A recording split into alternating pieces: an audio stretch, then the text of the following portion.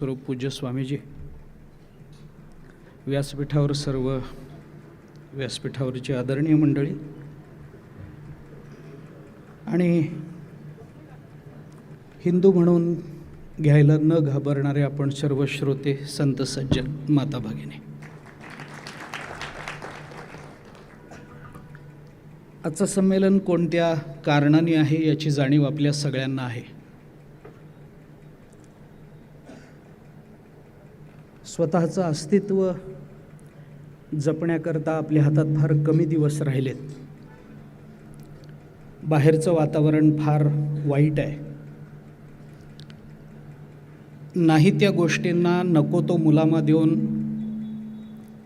अविचारानं धर्माची आणि धर्मप्रवृत्त झालेल्या लोकांची निंदा करण्यामध्ये लोकांना पुरुषार्थ वाटतो आहे.